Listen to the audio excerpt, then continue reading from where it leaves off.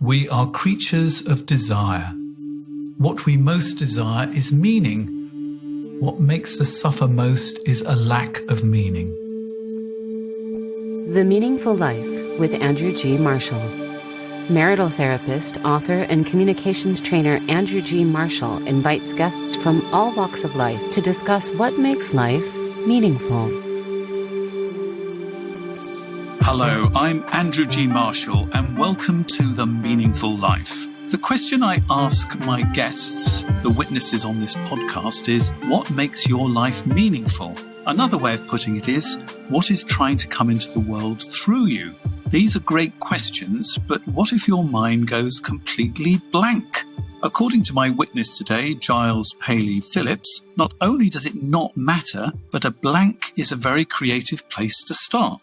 And he should know, as he's one of the hosts of Blank, a podcast where he asks successful and famous people to share their experiences of going blank. He also has a book out called Blank, Why It's Fine to Falter and Fail and How to Pick Yourself Up Again. So, Giles, why is it fine to fail? Well, I think as people, we should sort of embrace failure sometimes, because often those moments of failure are a great moment for growth.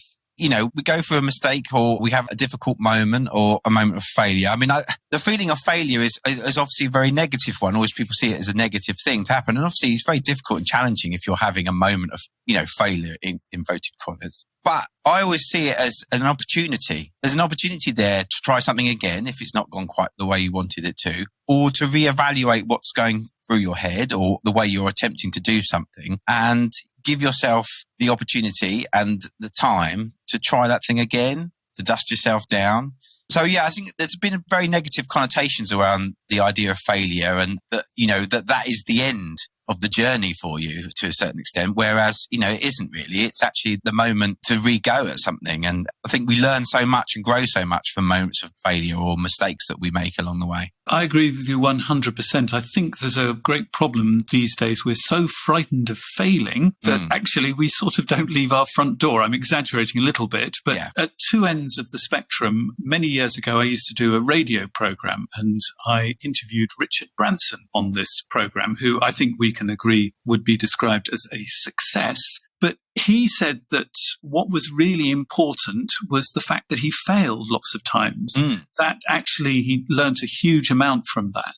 And at the other end of the scale, talking to clients sometimes, they're sometimes so frightened to upset their partners and therefore fail that they don't say anything. And that just builds up more and more problems, and they end up coming to see me. So avoiding failure is sort of not a possible path if you're going to actually live a full life. Yeah, absolutely. I agree. It's going to be part of our lives all the way along. I mean, from when we're little toddlers trying to learn to walk, we will get ourselves up, we'll cling onto the side of the settee so that we can walk along and learn those first few steps, and we will stumble and fall. And, that carries on throughout our lives. We're always stumbling and falling. But the idea is that you pick yourself up again. You wouldn't give up, as a small child thinking, actually, do you know what? I'm just not going to move anymore. I'm just going to sit here and hopefully everything will be done for me. It doesn't work like that, does it? So, as we get older, we have to keep picking ourselves up and walking along. So it's a part and parcel of our journey through life. And, certainly with work stuff, if you're, attempting different projects or you're going through a career or whatever you're going to do, you are going to meet those moments where things won't go to plan and won't be quite as how you envision them. And,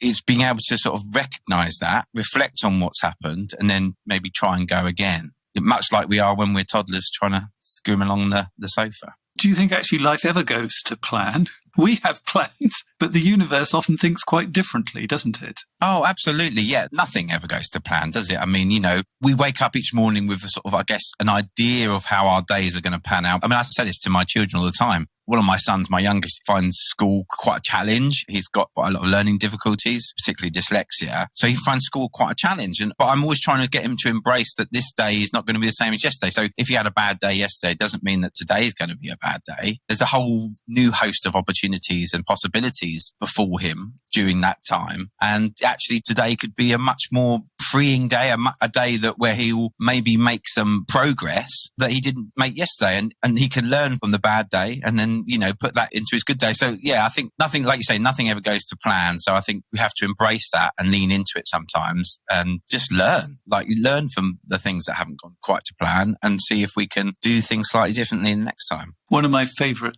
sayings is, if you want to make God laugh, tell him your plans. Yeah, that's a great saying. Yeah, brilliant. Now, on the subject of plans, I'm sure your parents didn't have these plans for you. You left school with just one GCSE to your name. What was that like? Did you feel a failure? Absolutely, I did. Yeah, very much so.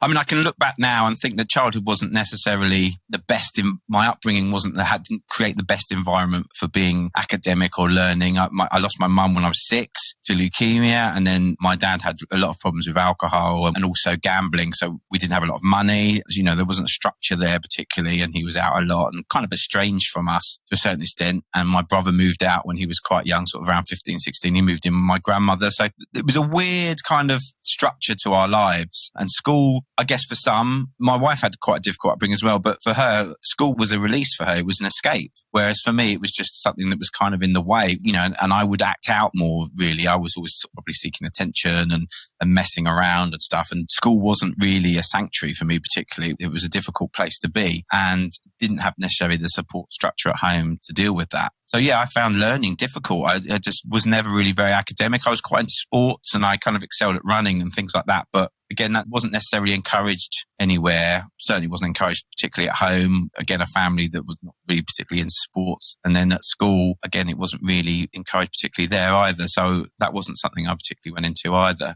And going back to your question, yeah, I did feel pretty miserable when I got my GCSE results. I think I thought I'd sort of scraped enough to go on because, like it is very much at the same as is now. When I did my GCSEs, kind of the early mid-90s, the structure of school and our education system kind of pushes you along this certain trajectory. So, you go to school, you do secondary school, then you go to college because all your friends go to college, and then you go to university. And you kind of foresee that trajectory for yourself, So I was hoping I would probably get enough GCSEs to take me to college, and then I could still hang with my friends and have those experiences, and then go on to university if that so was my inclination at the time. So those plans, going back to plans, didn't quite work out for me. And yeah, I found it very hard to sort of pick myself up from that. And certainly it took me a long time to kind of get to grips with where I wanted to go with my life. Yeah, it's taken a long time to get there. So and this is the important question about when things go wrong. What do you think you learnt from that experience? One thing I learned was that it's okay not to be academic. It's okay not to, do you know what I mean? Like, yeah. It's okay not to be into like writing and doing like maths. I was terrible at maths. It's okay not to have those things. It's okay to have other interests. When I went to college, I started doing, as I say, went along this trajectory of how we work in this country with our education system, went to college and did GCSE retakes because I wanted to get onto some A-level courses. And it was there that I sort of met some like-minded people who, again, that probably we weren't particularly academic either, but we had this love of music. And I remember wanting to get a guitar, and we started a band, and then had this unbelievable passion and desire to play music and live music and write music, and became ravenous for listening to music and became really seeped in the rock scene that was sort of blossoming in our college. And that was then, I kind of thought, well, there is different paths. You don't have to necessarily go down this academic path. Other kind of creative paths weren't necessarily kind of encouraged within the school environment, or at least I wasn't aware of them. But when I started to have my own kind of feelings about these things and my own desires and appreciated that there are different ways of doing things, then I started to sort of really blossom, I guess, as a person and, making my own trajectory, moving away from what was kind of being enforced with me and thinking, well, actually, I can make my own journey. I can make my own path. I mean, I like that idea. Other paths are available because we can get so blind to that. Certainly reading back, I got from my father recently all my school reports He'd been keeping them. I had them from 5 to 18. And, the message over and over again was that I was sort of interested in what I was interested in, but not necessarily what they were interested in. And must concentrate more, a bit of a chatterbox. I mean, et cetera, et cetera. Yeah, exactly the same. Yes, waffles quite a lot, which is not lost on me these days, to be honest. But they were trying to put us through a sausage machine. And actually, I could fit in the sausage machine. I went to university, et cetera, et cetera. But they had one idea. And just because you don't fit into that one idea doesn't make you a failure. Now, you discovered your alternative path in a slightly different kind of way. And from reading your book, I'm not quite certain why you were buffering the floor. Was this at college or at school? Yeah, so I think I dropped out of college, discovered the pub and socialising, and just was really lapsed at going to classes. Again, there was just not that desire and interest. And then I'd found this other thing, the music thing, and thought, well, actually, that appeals to me, that path, and maybe I could carve out some sort of career in that. Certainly, I've always had my head in the clouds a little bit. So I think that was certainly something that has started to take over my thoughts. The idea of writing and composing music and being in a band and playing gigs and maybe making a career in that and, releasing an album or something. It's something that really, really took over my sort of daily thoughts. So when I dropped out of college, it was just to try and find a job. Funny enough, I ended up working back, doing early morning shifts at the college that I was at, which is, if you want to talk about failure, that kind of feels, that could be the epitome of a moment of failure, having to sort of pass my friends as they come in to go to college classes and I'm just coming out from a morning shift, cleaning the floors that they're about to go on. So yeah, that could be quite humbling. But at the same time, I didn't care to a certain extent because now I had this desire and this hope and this dream. No one was ever mean, but you obviously have your own thoughts about those things. What do people think of me? I used to go here and now I'm cleaning the floors. But in the back of my head, I knew that I had this other thing that I was really into and it didn't matter. But somehow the mindlessness of the buffering allowed you to access a different part of your brain. Am I getting that right?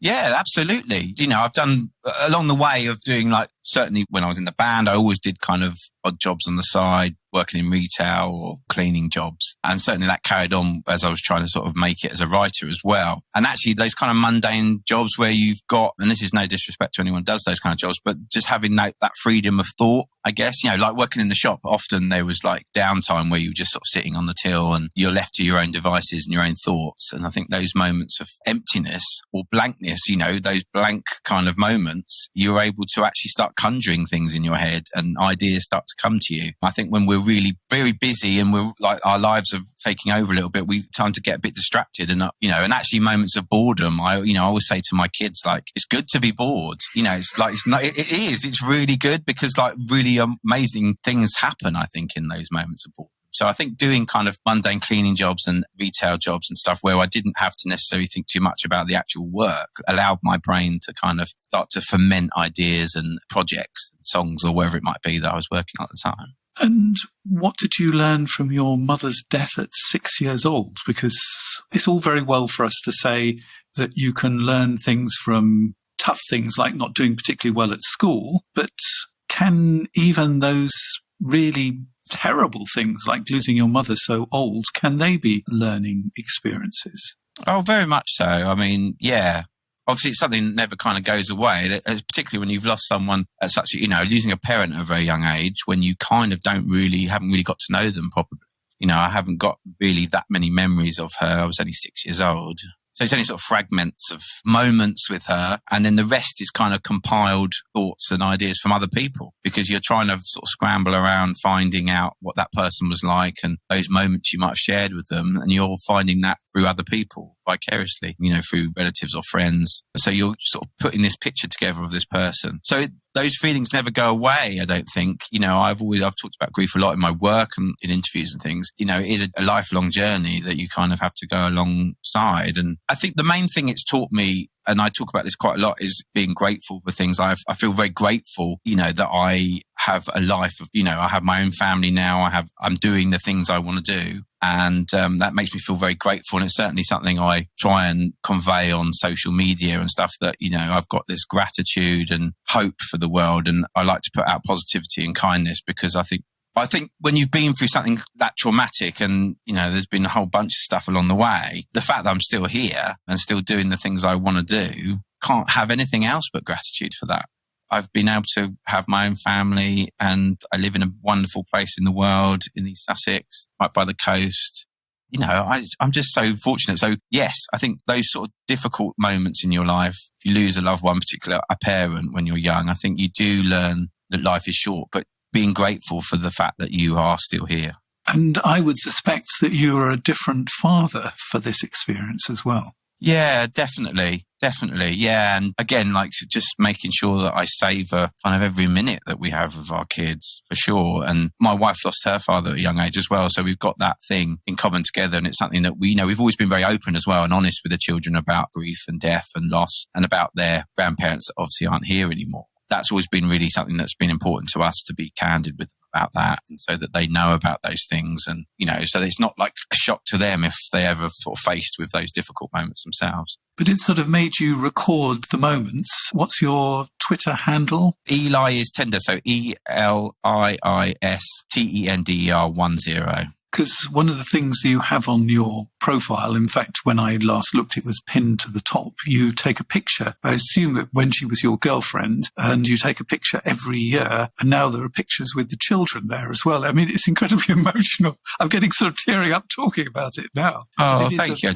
It's a beautiful thing to do. Yeah, our passport photos. I think Michelle and I, when we got together, I think we were in Brighton. And we must have not been seeing each other for that long, but I think we went to the cinema or something, have a bite to eat. And we were in Brighton Station. And there was the photo booth there. You don't see them so often now, the photo booths. We really have to sort of venture out to find them now.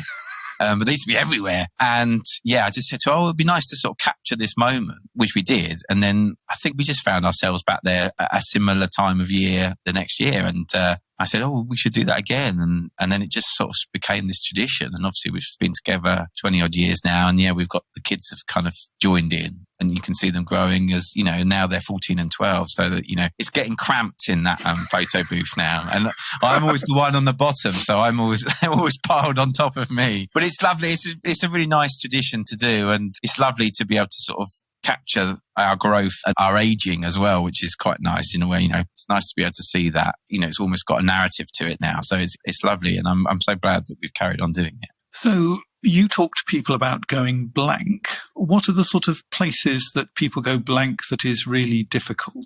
Well, it's interesting with the podcast because when Jim and I started, so I did it with a comedian called Jim Daly, and kind of the idea of starting the podcast was I was having a sort of downtime in writing. I was writing a novel and I was just finding it difficult to finish it. I guess writer's block. I know some people don't think that's a real thing, but I've always, I think it really is. And sort of suffering with that a little bit. And Jim, I knew we're both big fans of Crystal Palace Football Club, and Jim does a podcast about Crystal Palace. Anyway, I was talking to him about, maybe doing a podcast project. And I'd sort of mentioned that, I was having a bit of trouble trying to finish this book. And I like the idea of talking to some other creative people about whether they go through those moments and what they do to deal with it. And he said, well, actually, I'm desperate to do stand-up again. I think he's had a break from it. And he said, I've just got fear of getting back on stage. So I thought, well, this is really interesting. There's obviously something here. And the idea of blankness, I guess, or going blank was kind of more from a creative point of view. But as we started to do the first few episodes, it was quickly established that blank or blankness would mean different things to different people. And as the podcast has evolved, we don't just talk to sort of creative people as such. I mean, we have comedians, actors, writers, but we've now have politicians we've had on, we've had business people and lots of sports people, chefs, so from all lots of different industries. And this idea of blankness really has evolved, and, it can mean so much to so many different people. So for some people, it might be imposter syndrome.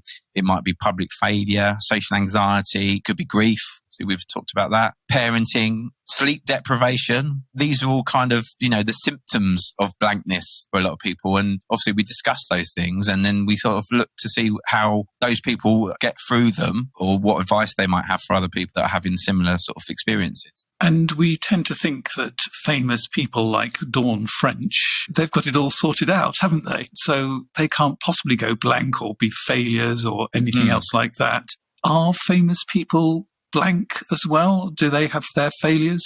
Absolutely. And that's the wonderful thing about it, is that what we find out, really, we're talking to these incredibly, sometimes very high profile people, is that they're just like everybody else. They have the same anxieties and neurosis and blank moments as everybody else. They put themselves into high profile projects and productions and performances, or if it's a sports person, they're in a high pressure game or whatever it might be. And those same things that sort of drive the human condition, the same things that we explore every day with ourselves, those same feelings, base level feelings that often we have, like butterflies or nervousness or fear about failure. Everyone experiences those. And in some respects, actually, the higher profile you are, perhaps even more the pressure and the level of scrutiny that you're going to proceed. And again, those feelings even more. I mean, imposter syndrome comes up an awful lot. And you think, well, how can someone like Dawn French or Nick Offerman or David Harbour or Louis Theroux, how is it possible that they would have imposter syndrome? They're so successful. But of course they do, because they're riding on such a high level that the stakes are high. And obviously those things are going to come out. So explain what imposter syndrome is.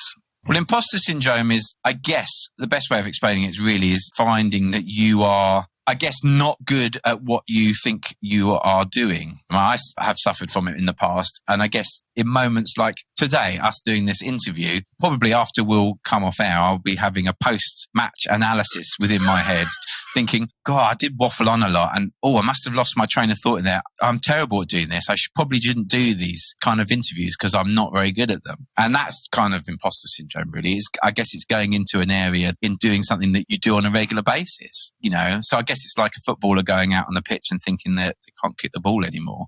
So how do we deal with that? I mean, I think the way you put it, post-match analysis of everything, because lots and lots of people go through, I said this and I should have said that, as if they've got a whole set of football pundits who are all going through the whole match, one thing after another. How do we sack the panel? It's very difficult. I guess you've got to check in on yourself and realise where you're at. Yeah, I mean, it's very difficult to quieten down those voices in our heads. I haven't worked it out yet, to be honest. Other than thinking sometimes, I think you have to sometimes think how other people aren't necessarily thinking what you're thinking. I think we're often very hard on ourselves, aren't we? I think, there's a thing that we are often our own worst trolls to a certain extent, because we can be very hard on ourselves, and because we have a certain level of expectation. And if we don't reach it, then we can be very difficult for us to sort of accept. But I think it's, checking in on ourselves help a little bit, and actually maybe just giving ourselves a moment sometimes to just think, well, actually, do you know what? It went okay. It doesn't matter if that wasn't quite as perfect as you wanted it to be. I don't think there's any such thing as perfection. And, let's move on to the next thing. So, it's a tricky one, though. I mean, I'm saying all these things to myself as I'm saying them to you.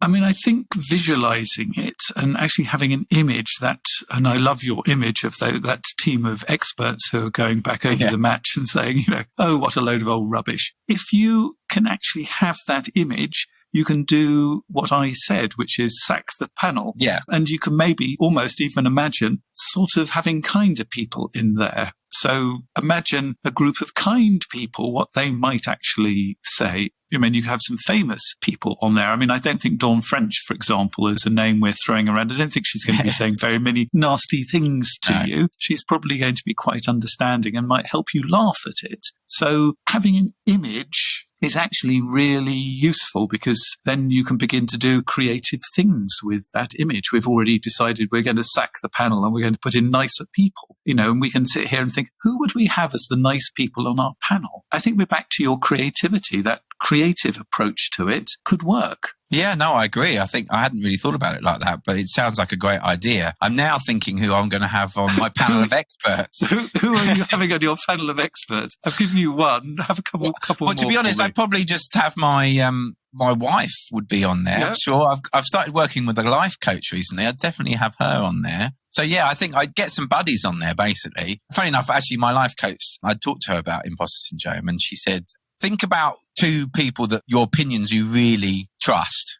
She gave me two scenarios and she said, get them to tell you what they think of that scenario with you in mind. And what was quite nice was I asked the two people. Mm-hmm. One of them was my wife and one was my best mate, Dave, who I've known since primary school. And they both answered what I'd said they would say, which was really reassuring, because then you sort of think, well, okay, so I do know my own mind. I do have within me the feelings of confidence and assurance about certain things. And I think that's an interesting little idea to practice with ourselves is to, think of two people's opinions you trust and then ask them how they feel about what you're doing. And actually, I think you probably find that you're probably actually doing okay. You're doing okay. So what did your wife say? I'm trying to remember the question. I think it was something like, are you happy with where you are, what you're doing? And I said she'd say, yeah, you're very happy because you're able to do the work that you want to do on a regular basis and earn an income from it. And I said to Michelle the same scenario and she said exactly the same thing. So that was nice. Obviously, I guess in the back of my head, I knew she'd say that. So a time when we often feel failures and we're going to go blank is social anxiety. Now, what have you learned from your guests that would be useful to pass on about social anxiety? Well, it first really came up when we had the actor Reece Shearsmith on, who's very successful, was in The League of Gentlemen and Inside Number 9. This was on TV at the moment, actually. Very successful writer and comedian and actor. And it was the first time it really came up, and it was quite near the end of the interview. I think we started talking about specific blank moments, and he said his worst thing is going to places where he doesn't know many people. So he said going to sort of BBC launch parties and things like that for shows, he found incredibly difficult. He said there would be moments where he would literally go to the door, he'd look around the room and then he'd just go home again, because he just felt such pangs of anxiety around it. And it was interesting because then I started to kind of think, well, actually, yeah, I mean, I guess a lot of us feel difficult in crowded spaces. And, I think parties where you don't know many people, they can be anxiety inducing. And I suppose often what happens in the podcast is people talk about something and you start to look at your own kind of scenario as an experience. And you think, oh, actually that happens to me quite a lot as well. It was interesting writing the book because Jim and I, we were writing the book and thinking, oh God, nearly every chapter that obviously the book, we discuss all the different themes that come up on the podcast. And actually we were finding that we've experienced most of these things in some form or another. And you think, well, goodness, what, I must be like a crumbling wreck of a person. But it's quite interesting. But regardless of social anxiety, or let's bring in the kind. Yes, approach. let's look at the kind. Yeah, exactly. I'm trying myself. A human being. Exactly. A human being, and that's the thing. All these things are very human traits, and we do experience these things at some point or another. I'm sure everybody's had some moment of social anxiety, whether it's going to a party or just meeting new people. We've all had those moments. And I think that's one of the things I would say, that is perfectly normal, and actually not to be unkind to yourself, like you said, in thinking that it's not normal. And we all have those moments. And I think it's okay sometimes to turn around and walk away if you're feeling particularly uncomfortable. And if you feel strong enough to force your way into those situations, then obviously you can do that as well. Or, I would say have a plan in advance and be honest. So, you say to somebody, I'm going to come to the party, but I'm socially anxious. Can you help me out? My cousin is the most wonderful person at giving parties because she will not only introduce you to people, but she will give you a suggested first topic. So she'd say, oh, Andrew, I'd like you to meet X. She's in my book group. Andrew's a writer. And then she'll go and leave you. And then you immediately say, oh, what are you reading at the moment in your book group? And, away you go. Or she says, what are you writing at the moment? So you're not just having to sort of Andrew meets Susan. You've actually got a topic as well. And if you tell hosts that you are actually going to find it difficult, they will, at least a good host, will keep an eye open for you and do those sort of kind of introductions, the ones that give you a raft, basically. Yeah, and that's all we want, really, isn't it? A way in to connect with one another. We just need a way in sometimes, and I think that's really true. And I think also, like you say, being honest about that thing. I think most things in life, if we communicate how we're feeling or what's on our minds at that time, it can help so much. Relationships, situations, whatever it might be. I think if we communicate that in a positive way, then I think, people do understand and are empathetic towards it. So how do you avoid blank moments?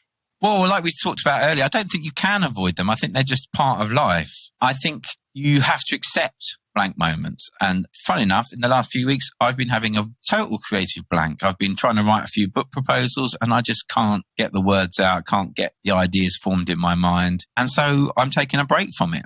I think sometimes for me, actually a break from some creative pursuits is a good thing, and have a rest from it and then come back to it with fresh eyes. So I think you just have to accept that they are part and parcel of life and that they won't stay forever. there is always possibility for new ideas to come or new thoughts to come, whatever it might be, whatever you're doing in life, career-wise, or even just in life in general. And that, it's not a bad thing, because often actually when you come out of those blank moments, it's often something quite positive will have come out of it.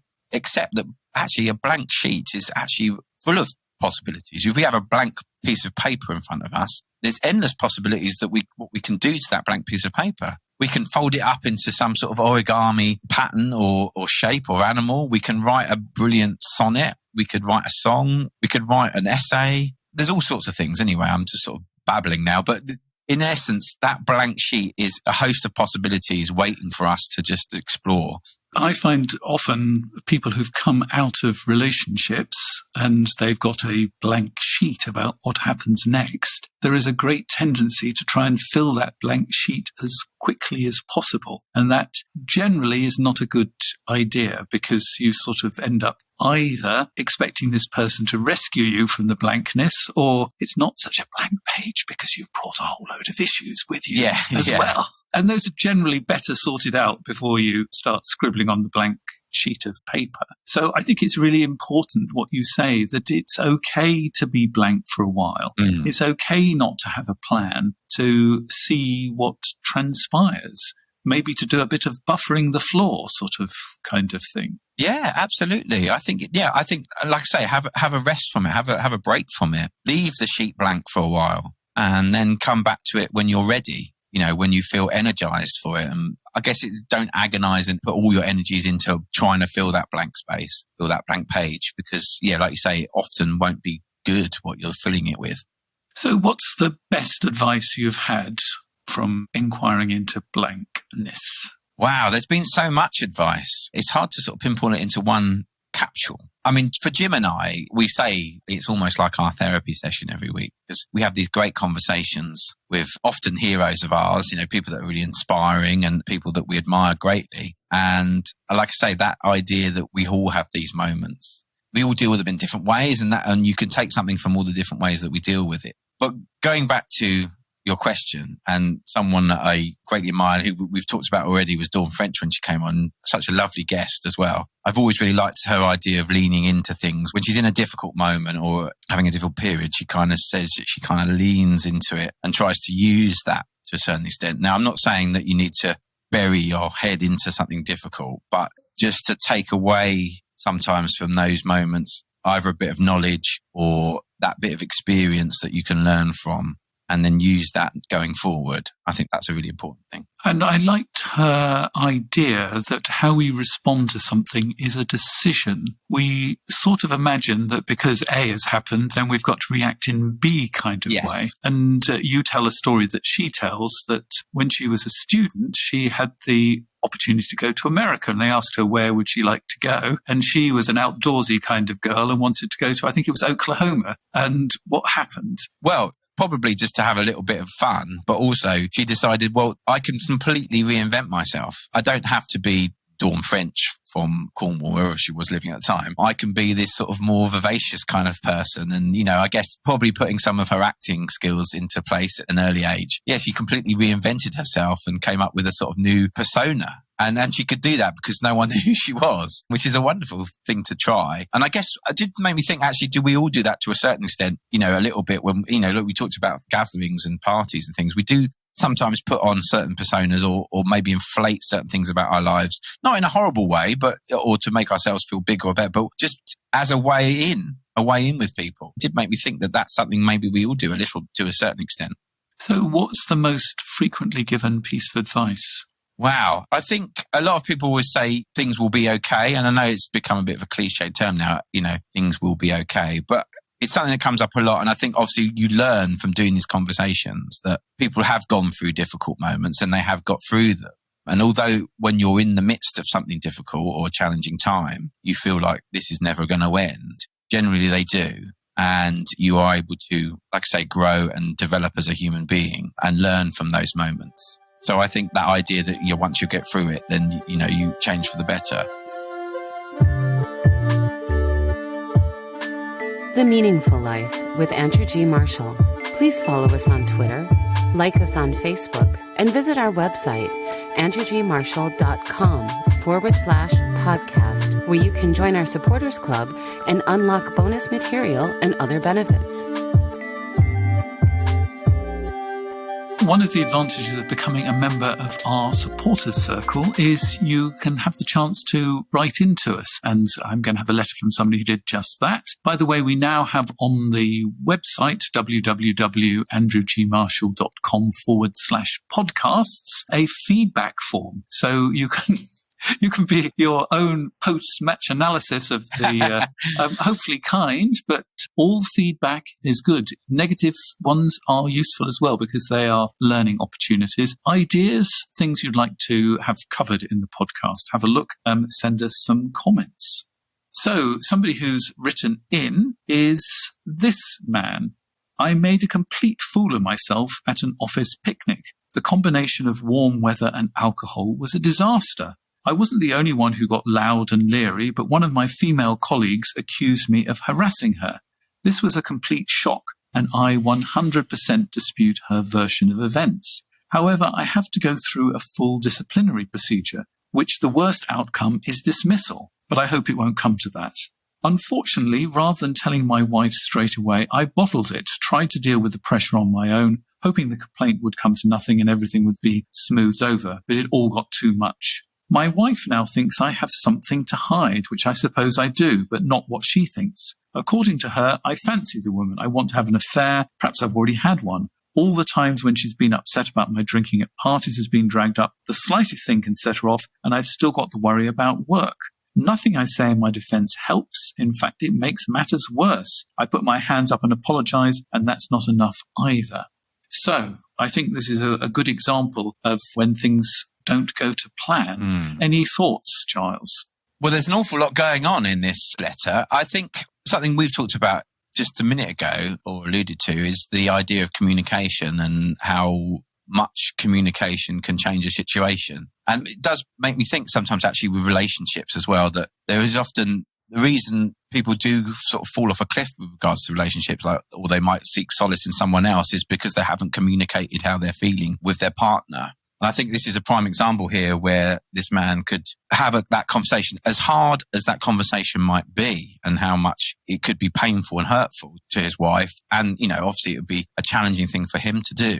I think having that conversation and telling her exactly how he feels at this time, I think it's going to, in the long run, cause less pain and certainly deal with the situation at hand. Because the temptation is to try and sort it out straight away there and then and, everything in our relationship is fine. I love you. But actually, your wife is not going to believe that, partly because of what has happened, but partly because actually no relationship is 100% happy. There are things that you are unhappy about. Now, they might be things about yourself. They might be things about your partner. But if you keep them to yourself, then people are going to feel that you have something to hide. Yeah, and I think if you're doubling down on those as well, his wife is obviously concerned and is suspicious of his behaviour as well. So, and if you keep doubling down on those things, then, when it eventually, and I guess it will eventually come to a head at some point, it will be virtually unavoidable because these things will just roll and roll. Then how much worse is it going to be then and more destructive it's going to be then? So I think to actually say now how you're feeling and have that open discussion. I understand that's hard though. It is difficult to have those brutal conversations, but I just think it will just save so much heartache in the long run. And I think that he needs to have an honest conversation with himself as well. How does he feel about his drinking? Because what I'm getting is a little bit of deflection. I wasn't the only one who got loud and leery, sort of kind of thing. So I'm sort of minimizing it a little bit. Yes, I mean, if obviously he's drinking a lot, and I think you're right. I think obviously if he's drinking heavily or having moments of drinking heavily, then I guess that's going to cloud his decision making as well. And the other thing I would invite him to do is to listen rather than try and rescue his wife. Now, by this, I mean, because we want to make everything right, we sort of come charging in. We don't actually listen and really hear what is being said, what her fears are. Sometimes summarizing back can really help. So, you are concerned that this isn't the only time I've been drinking. You're concerned that I have a tendency to hit on women. Now, it's very easy to go in and then start defending yourself, but just summarize what your wife is saying so she really feels heard. And then when she feels heard, you can have your say as well. But that's the only way you can have a foundation for a really good conversation. Yeah, and all the things we're saying, Andrew, they're very basic things, aren't they? Reflecting, listening, talking. They are 3 very base things that we can all do in life, and actually, in the long run, will make a situation far better. So I think you're right. I think listening is vital in this situation. And maybe even listening to the other woman who complained about his behaviour, because I 100% dispute her version of events. I'm sure that there might be a few little nuggets. That's a nugget is even smaller than a nugget, I've decided, of truth from where she's standing. So maybe it is important to hear those things and reflect on them. Do you want to be that kind of man? Well, yeah. And I think, yes, you do. You need, obviously, if alcohol was at play again, then he probably wasn't in his right frame of mind. And this lady has got to be, obviously, she's going to be heard out for a disciplinary procedure. And yes, if you're actually getting to that point, then clearly, like you said before, he needs to be talking to himself and listening to himself and reflecting on his behaviour, because clearly he's in the wrong there. And I would get some advice from somebody that you trust who can help you through this procedure as well, so that you're going to be prepared for it. So you're not alone, that you've got some kind of support of some description. It could be that within the procedure there is somebody. If there isn't, it might be worth speaking to somebody beforehand who has got some knowledge in this field, employment law or something like that, so that you can really think through how you're going to respond to that. I do hope that's been helpful for you. So we've been talking about getting things wrong. I think we should finish off with a bit of confession time. What have you got wrong? What have I got wrong? Oh, goodness. What have I got right? No, I like to think that I'm pretty thoughtful when I do anything that I do. But yes, I guess there are always going to be situations where you feel like you've probably not handled it in the best way. I'm sure there have been moments on things like social media, for example, where I've probably not acted in the right way or joined a pile in or something like that. So I think those moments are always worth reflecting on.